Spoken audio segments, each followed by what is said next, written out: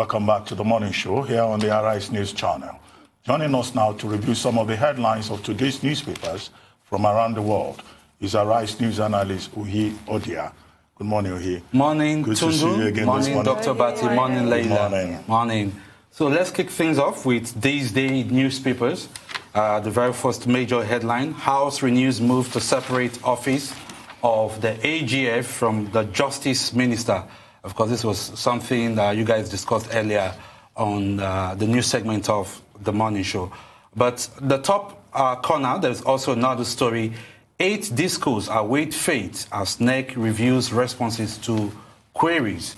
Yeah, so according to the Nigerian Electricity Regulatory Commission, those 8 discos, they've responded to the query that was issued to them on the 7th of December, where they are told to respond to a notice of intention to revoke the operational licenses for certain infringements.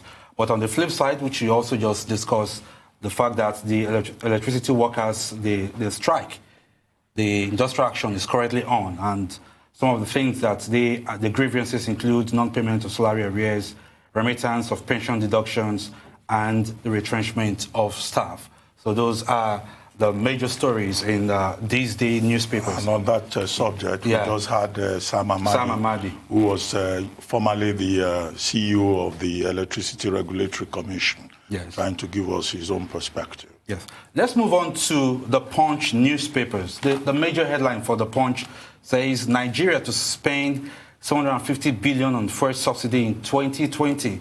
But our major focus today for the Punch, it's the editorial. Oh, yes. Titled, Buhari's Lawlessness Outstand. If my director can just quickly give us a float of that editorial, quite a pungent one from the Punch.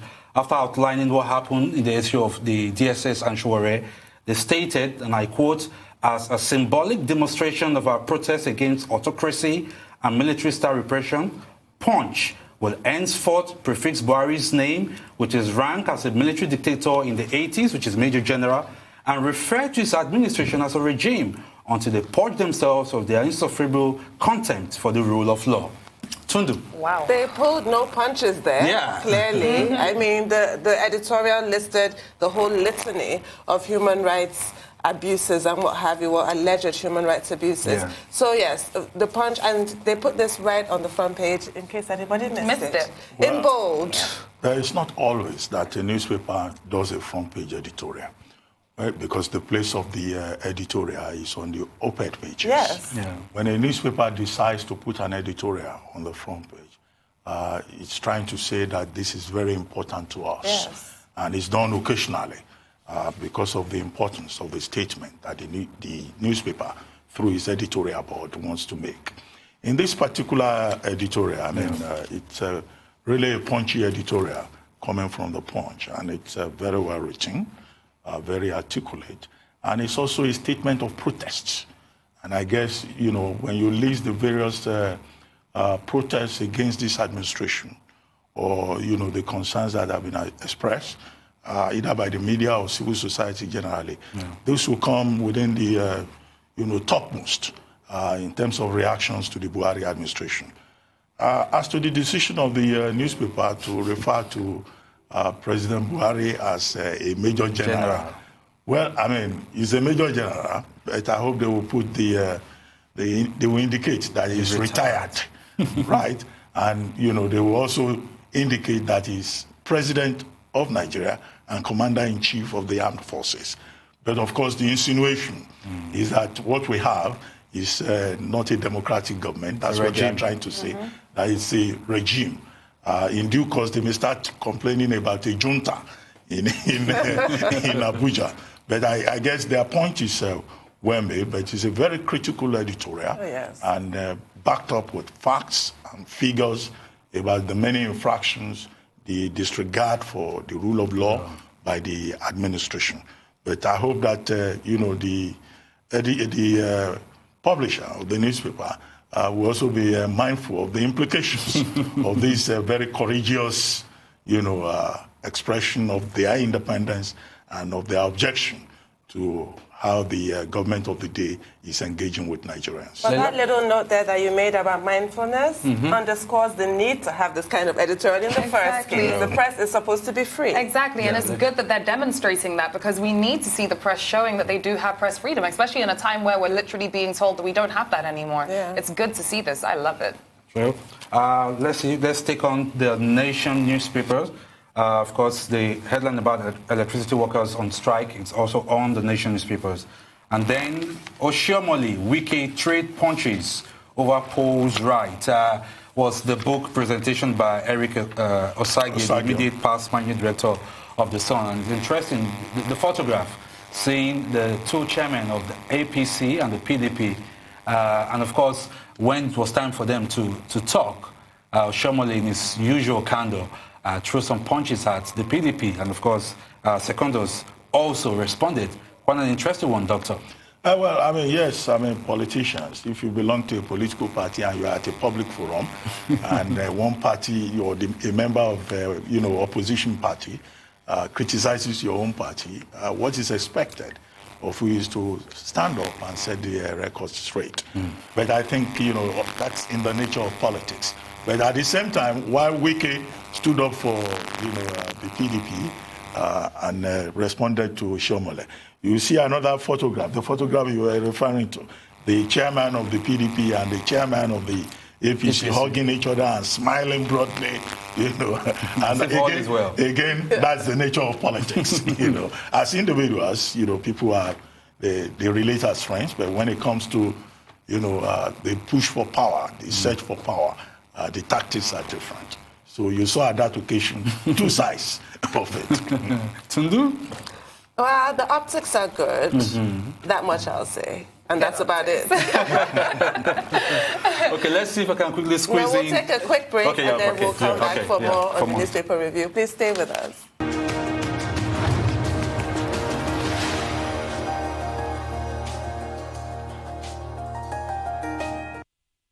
Welcome back to the morning show here on Arise News. We're still with Arise News analyst Ohi Odiai. As you were saying, Ohi, so let's move on. Yes, let's move on quickly to the Vanguard newspapers. This time around, the bold headline says Showere's rearrest, reps to probe DSS over invasion of the courtroom. It's nice to see that finally at least a major arm of the government speaking there, though it's from the PDP. The motion was actually raised by the minority leader of the House of Reps, Ndidi Olumelu, representing PDP Delta State, saying that the House of Reps has resolved to probe the invasion of the High Court by the DSS. The motion may have been raised by a member of the PDP from Delta State. I think Olumelu is from Delta State. Yes. But there should be bipartisan interest, in this particular matter, because we're talking about an arm of government, the executive, intimidating another arm, in this case, the judiciary. Before now, it was the DSS again, launching an assault against the National Assembly. That's one leg of it. That is not, acceptable under the doctrine of the separation of powers, which is supposed to, ensure balance. And checks and balances. And then also, the second part is that we're dealing with disregard for the rule of law here. That's enough, to generate objection, outrage across, the aisles in Parliament. But definitely, the House of Representatives is not doing anything original. There is general anger, outrage against the Department of State Services, particularly as, the stakeholders who have been observing what is going on even believe that the DSS has been lying to Nigerians. Yes. And when you have such a strategic institution that is supposed to be an intelligence agency, lying to the public, even if they insist that they are telling the truth in all instances, high about public trust, public confidence in that institution. Talk about the issue, for instance, Doctor, about they not being in court, they not apologizing, and all of that being contradicted. Yes, and Falana coming out at the Wole Soyinka Award saying that even had the report that they also came back again to personally apologize to the judge. And he went as far as saying they were another part of that story is the statement by the vice president. Yes, why who decided to stay away from the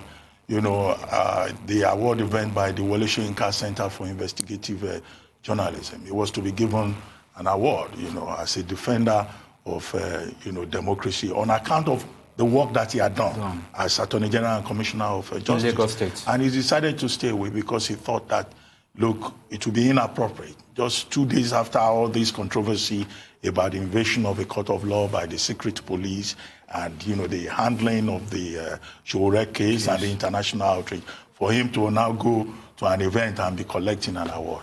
And I had said when we were reviewing it originally that he acted, after the fashion of a gentleman. Absolutely. In a country where so many people have no sense of shame. Yeah, absolutely. I think he acted most decently. Anthony was a man when he was acting president when this happened at the National Assembly. He had to fire the boss of the DSS. He did, didn't he? Yeah. So another story still on the Vanguard newspaper. You have the top left-hand corner.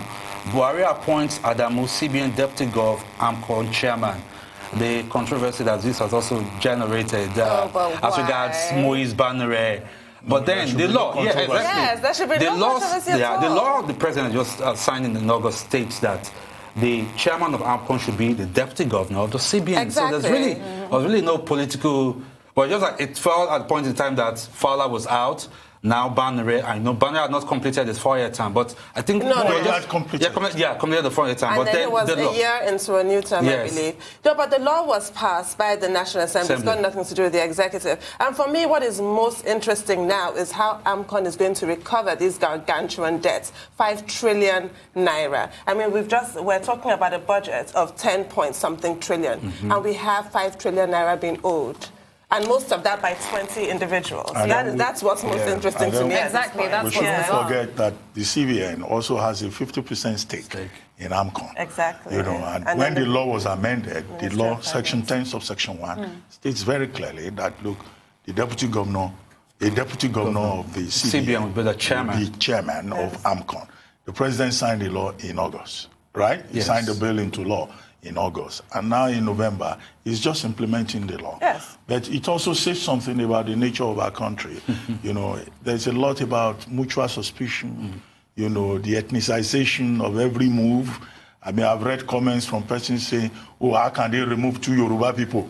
In 1 week, in less than a week, 2 Yoruba persons have been disengaged. Meanwhile, all the northerners that are in strategic positions, all of them have had their tenures renewed, and they are all still there, enjoying the confidence of the presidency. Some have said, this is a move against Asiwaju Bola Ahmed Tinubu. Not even an argument. Because these are his people, that he recommended for appointment. They then concluded on the basis of that it looks like the presidency will not allow Asiwaju Tinubu to run for presidency in 2023, and they are already showing him this. Do you know anybody who Nigerians can be very imaginative. Do they need a massage? Because that was quite a reach. They just really reached. Honestly, they put a muscle during that reach. I mean, honestly, nothing to do with that. So let's move on. The story is also the Nigerian Tribune disquiet over Banere's removal as AMCON chairman. So from the Tribune, let's move quickly to the Guardian. The board headline says how 265 government agencies violated fiscal audit rules. But let's also pay attention to the bottom where there's a story there also on Showore, quoting the EU now, stating that we're closely monitoring Showore's case, EU cautions. And that story, they were quoting the EU ambassador, Kato Kelsen, who was speaking in Abuja during the International Human Rights Day and the grand finale of the 16 days of activism against gender-based violence. So it's nice to see that even international bodies are also coming out to condemn the act. The volume of reaction from international agencies, communities, stakeholders, keeps growing every day. I mean, more senators of the United States have spoken up. The United Kingdom government has also spoken up. Yes. But somebody's response to that is that, look, the UK should just leave us alone. They should go and sort out their own Brexit. Nigerians are something else. Exactly. But the point, of course, is that this is about human rights. This is about due process. This is about the independence of the judiciary. This is about the rule of law. And all of these values and principles are central to the survival of democracy. And that's why there is this international outrage. And it won't go away unless the Nigerian government quickly does something about it.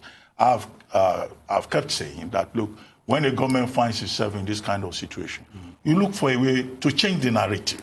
I don't know why nobody has thought of that. But perhaps they have, because they've not changed the narrative. But you recall that Falana, Showere's lawyer, said that there were people who approached Showere, that perhaps that was the government trying to offer some kind of olive branch. But so that effort was made. No, one of the persons has denied it. Okay. One of the persons has denied it. But then Mr. Sam Amuka Pemo, the publisher of Vanguard, speaking yesterday also at the Eric Osagi event, said that they did not go there to negotiate on behalf of the federal government. They went there to draw the attention of the DSS to the fact that, the way they were handling the matter could backfire.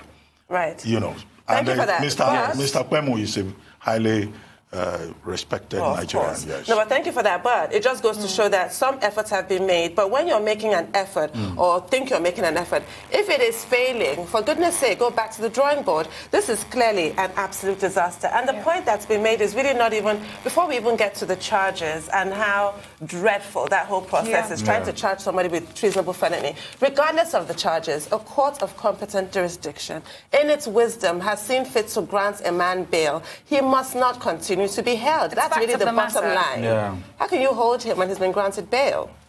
So really. Exactly. Let's move on straight now to the Delhi Trust, still on the debt issue in Nigeria. The bold headline says, borrowing inevitable. Federal government tells lawmakers. No new request, according to the DMO, but experts are saying tread with caution. And this was a delegation of the federal government, the Minister of Finance, Mrs. Zainab Ahmed, Minister of Works, Fashola, the Minister of Transport, Gbemi Sarake, and the DG of the Debt Management Office, Patience Uniha, when they appeared before the House of Reps Committee on AIDS, Loans and Debt Management. Well, we discussed this earlier with our first guest, Reno Omokri, but we should note that the Debt Management Office has offered clarifications in responding to the concern of Nigerians. And what the Debt Management Office has said is that Nigeria has in place a debt management strategy. And one of the key points of that debt management strategy is to ensure that going forward, domestic loans are short-term, high-interest loans, and external loans to be taken by Nigeria are low-interest, long-term loans, so that, the debt service will not be too much of a burden for Nigeria. At the same time, the Buhari administration has been trying to also look at the revenue side.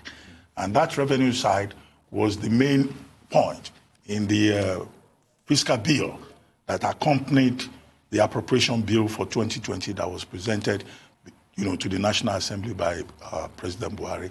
And of course, people argue over certain details in that fiscal bill, particularly value-added tax. But the position of government is that, look, SMEs are protected, incentives are offered, and that in the long run, the objective is to widen the tax base. But another view to that is that, look, you don't raise revenue just by imposing more taxes, capital gains tax, petroleum profit tax, and all of those, taxes that are listed in that fiscal bill. Yeah. You also have to do a lot more to diversify the economy if you are looking for more revenue, to be able to fund budget and reduce budget deficit. Okay, let's see if I can quickly squeeze in one foreign paper. We're talking about the Times now. The Times, UK Times says, Tory leads narrows ahead of final election rallies. Because the build-up to the election tomorrow is almost here. The UK general elections, the polls as regards Boris Johnson, the Conservatives, versus Jeremy Corbyn, the Labour leaders. The latest polls suggesting that Johnson's majority might be reduced to 28 seats. Seats. Yeah. Notional majority to be reduced from 68 to 28. And, Labour gained a little by 2 percentage points. And that 2 percentage points means that, the Tories losing notional majority of about 21 under what they call the MRP, multi-regression and proportional modeling system that was used by the pollsters in what they call YouGov poll. Yeah. Now, so the Labour, they gained by just 2 points, and now you have the percentage for the Tories is still at 43%. The Labour, they grew up to 34%. You know, but at the end of the day, the Tories are still in the lead. But the fear, as expressed by the Guardian, is that we may have a hung parliament. Thank you. Thank you. Tomorrow.